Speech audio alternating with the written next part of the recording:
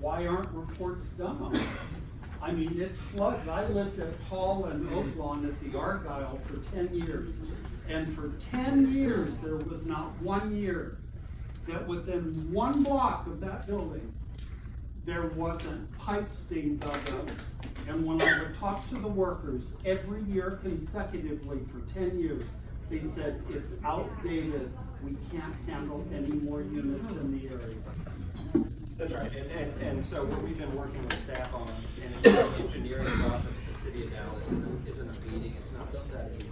It's 6 to 8 months of the engineering staff reviewing surveys, reviewing pipe sizes, reviewing the plans, studying the capacity of those lines, not just around a site, but the entire length of those lines. So it's not a cut and dry type process. It's something that is ongoing with staff, I mean with the city engineering staff, and will be for quite some time as they study pipe sizes, flows, things of that nature.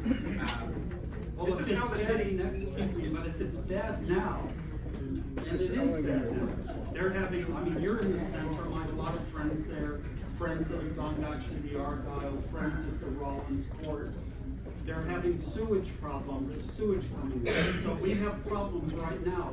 How are 200 more units gonna help that? So the city has two real options to upgrade their infrastructure. One is developers paying for it through projects like this, and the other one has really primarily been the bond program.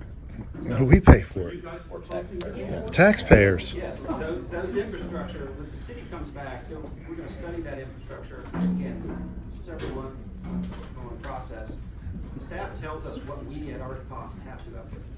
And then we are forced to make those upgrades in order to. So it's just in the clouds right now, it's nothing definite, no definite studies, no definite data that we can look at of how that's gonna affect 200 more apartments? The staff. Nothing definite that you proposed? So, and I think it begs a great question about timeline. Right? We haven't talked timeline yet. I mean, this project, It's gonna go big away. picture perspective would start this time next year. So It's this gonna go next away, year would I be shouldn't spent say- with the engineering staff, fine-tuning all those plans and scopes and things of that nature. So, no, there's not a definitive plan we can point to tell you exactly how much infrastructure, because that process is still ongoing. I mean, we flooded, what was it, 6 weeks ago when we had rain for 3 hours, Oaklawn flooded. Yes, And there were accidents everywhere. yes. Let me do this, because we're getting short on time, let me make sure I go around the room real quick and make sure I get subjects that maybe not detailed questions answered. At least make sure that I have a data point that I know is a concern, so I'm gonna start over here and just kind of go across real quick. Yes, sir.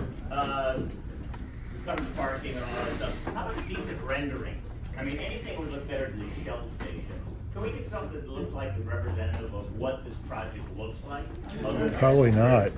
Better rendering, I've seen them, you guys want to say yes? They're out there. All viewpoint. Where are they? I mean, why did we get this cartoon in? He has them, he has them. You wanna give- This cartoon, really. If you go to the oaklandcommittee.org and you look at the July minutes and agenda, there's a link to the presentation in there. There's a live link to the And it presentation. has a real rendering of what this project looks like. It's exactly what the developer has. Not from the provided. back side. So it's not from the this. Well, that's the. And that's okay. There's a lot more detail. Yes, sir. Yes, I'm very supportive of the project. Don't kill me. But very supportive. I live on Rollins. I live right down the street. This is a very dense area.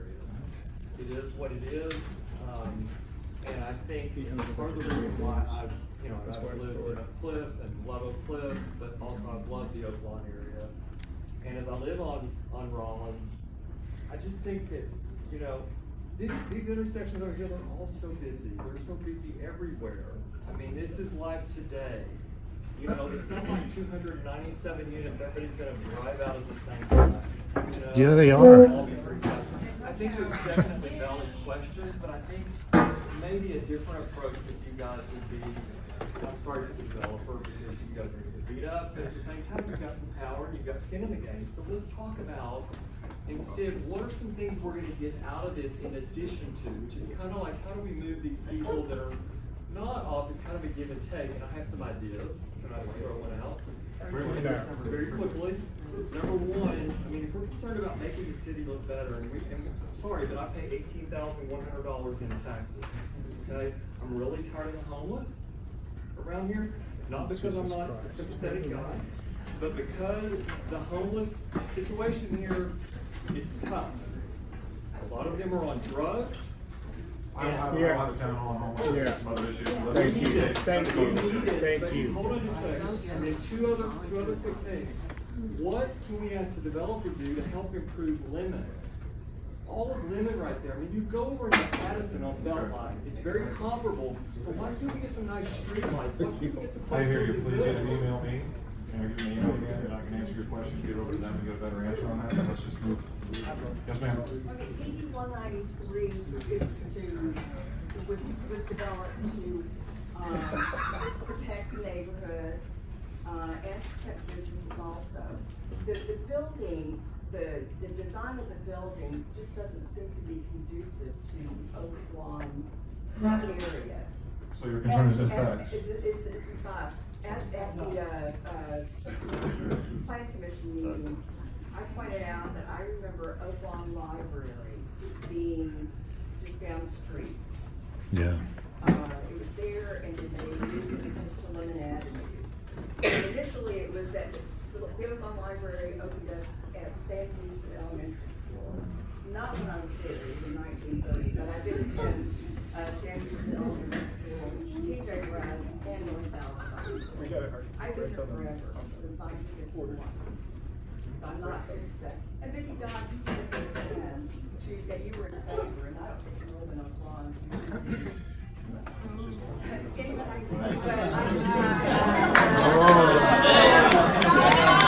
Our office is on call.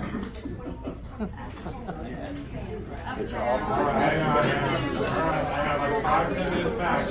A little bit more conducive to the neighborhood of Oak Lawn. We'll make a note of this, man. I'm just gonna keep going across this way. Anybody else? Yes, sir. Will rideshare and like deliveries like Amazon, FedEx, and I know there's some trucks on Main Street everywhere. Just about every development that I see these days has that incorporated into it, and Yes. this one does too. Yes, sir. I like the project, I'm worried about the construction period, Preston Road being shut down, but I put new water mains in, if that ever happened in Oak Lawn or Lemon, it would be a disaster. So the main concern is length of time of construction? And whether the roads are gonna need to be torn up, that's. Sir?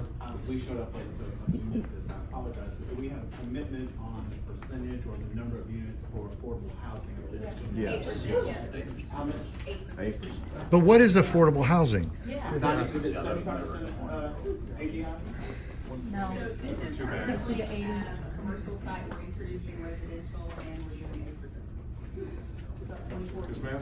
Councilman, why doesn't the city of Dallas have a policy in place that if you want a developer to come in and build a bunch of stuff, first you have to be able to meet the traffic needs of that area? Why don't y'all do that first? Why are we here now arguing about this? That should have been addressed first. city planning that we rely on somebody else's government. We're taxpayers and we expect you guys to take care of that for us. I'm gonna have to make note of it. I hear you on that. Yes, sir? We talked about the Oak Lawn Committee's support for this project. Okay. It was not an overwhelming majority. It was about 20 to 17, 21 to 17. And I'm the only person authorized to speak on behalf of the Oak Lawn Committee. I'm just talking about it from my perspective. The president was elected by one vote for the past 3 years, so they're always. Look what we're doing now, too. We got a whole bunch of new people Let me in. speak generically to the Oak Lawn Committee. I found that this, again, is a very complex district. I found the first couple of times that I went to their committee meeting, I didn't know what I'd get into. I happened to go at very complex, very challenging presentation, so as a trial by fire, it was very, I stayed with a whole 3 hours. The neighborhood is not. My philosophy on the Oak Lawn Committee, whether the vote the actual vote count is less important to me than the process.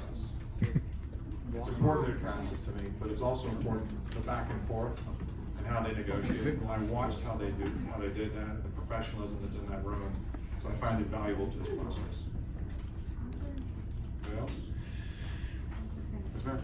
I'm concerned about the precedence that's being established here by bartering air height. Bartering air height? Bartering air height, saying this building is not utilizing their entire air height over the building, so we're gonna co-opt that and put that on top of this structure. We normally could build 12 stories, but we're gonna take the stories that are not being utilized by each season, we're gonna apply it over here. I have a neighbor who built a beautiful home, a multi-million-dollar home, just around the corner from me. The city came out, the zoning commissioner came out and said to him, "You're in trouble here. Your roof is a foot too high." A foot. He was facing heavy penalties, fines, and reconstruction costs. He was able to prove them wrong. He measured it out and showed them that there's not a problem. So why is it that a little guy has to adhere to zoning requirements, but a developer can come in and say, you know what? They're not using their airspace, so I'm gonna put it over here. I will default to my position on how this is complex. And this district in particular has very complex zoning issues. It's not a universal, as a single family area, it's just different. But believe me, it's a concern of mine also. Yeah, Councilman Blue, I would just want you to consider, take back into consideration, is currently already in the neighborhoods, you have a lot of traffic creep. Hey, I'm gonna cut you off 1 second. I see a lot of people leaving, so for those of you that came, thank you. Hopefully we answered your questions, and if not, email my office, like I said. Thank you, and. Oh, sorry, I cut you off. That's right. We have a lot of traffic creep already from Wycliffe and Douglas and Lemon and Cedar Springs Matt, and tell them where you live. Oakland. I live on Hall Street in Prescott, a house there. Perry Heights. In Perry Heights. And the amount of traffic that comes through our neighborhood now, just now, without this development going on or being built, and I'm agnostic to this development. I didn't raise my hand on any of your vote taking. But the problem I see is that it's going to increase the traffic creep into the neighborhoods. And we have some serious problems with speeders, people who don't stop signs, all that thing. So we have some safety concerns. So yes, I think the Lemon, Oaklawn intersection is gonna be problematic with the number of cars that's gonna happen.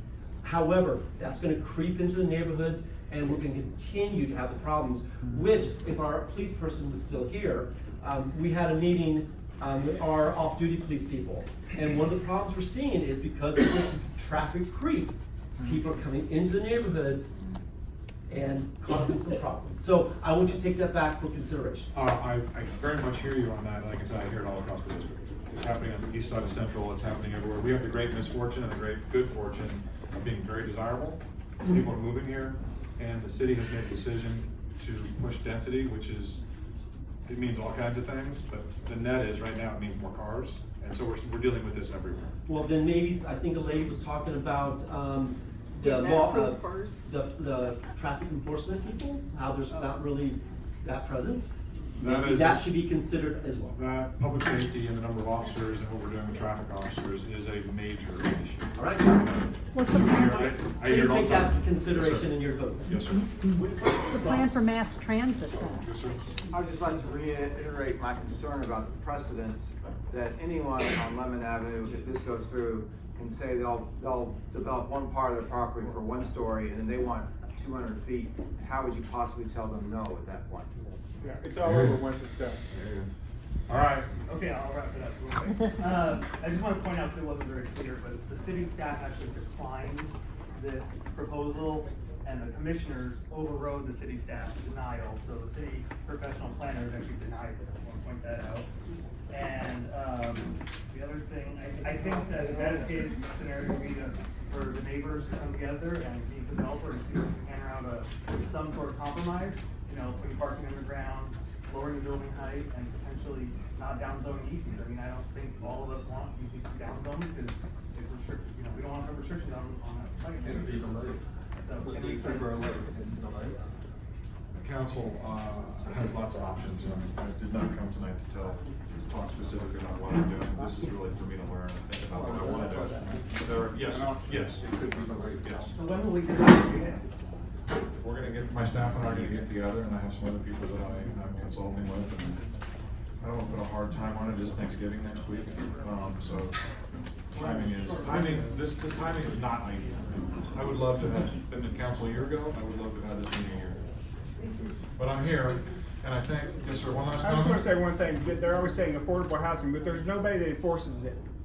There's not a group that goes around and makes sure they're doing it and expects it, and they can do it or they not do it. I don't wanna get in trouble on affordable housing, but Okay. I walk a little bit different than most people on it, and so I will hopefully be, not on this project, but anyway, thank you all for coming. Thank you for your